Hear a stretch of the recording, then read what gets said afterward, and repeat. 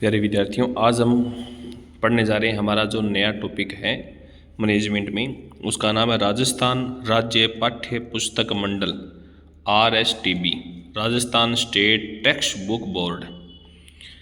तो राजस्थान सरकार द्वारा 1956 में पाठ्य पुस्तकों के राष्ट्रीयकरण की नीति लागू की गई थी कि भी पूरे राष्ट्रीयकरण का पूरे देश में।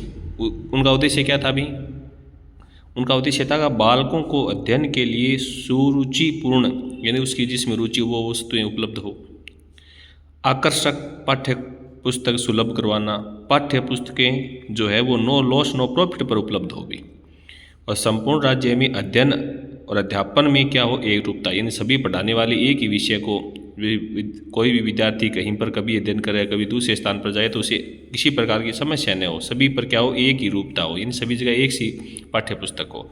पाठ्य पुस्तक लेखकों के प्रति न्याय भी उत्पन्न करना, और इन सब के उद्देश्यों को पूरा करने के लिए राष्ट्रीयकरण पाठ्य पुस्तक मंडल की क्या हुई, स्थापना।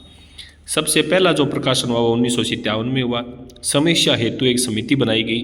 कब? 1967 में श्री श्यामलाल समिति का गठन हुआ और उसे स्वायत्ता दी गई, स्वायत्ता प्रदान कर दी गई, क्योंकि श्यामलाल समिति ने स्वायत्ता की क्या की, अनुशंसा की थी।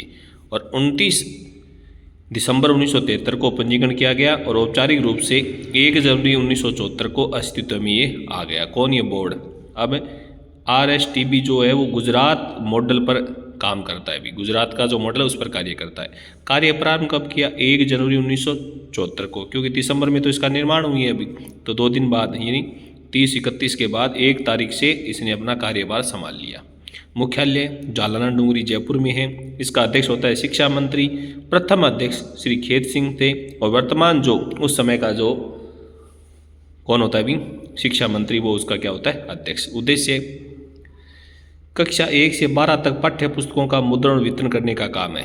इसका क्या काम होगा कि कक्षा वर्तमान में कि 1 से 12 तक की जो पाठ्य पुस्तक है उनको छापना और बांटना, बस वितरण करना। राजकीय विद्यालयों में निःशुल्क वितरण करना, प्राइवेट में नहीं होता, राजकीय में।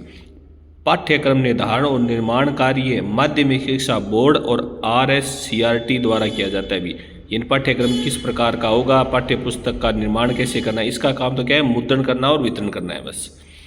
निजी संस्थाओं हेतु मंडल के वितरण केंद्रों में पंजीकृत जो विक्रेता है उनको बेचा जाता है। सरकारी विद्यालय को भेजा जाएगा निःशुल्क, और बाकी जो पंजीकृत विक्रेता है जो निजी विद्यालय तक वस्तुएं उपलब्ध करवाते हैं उनको भेजना। उसके बाद आगे जो हमारा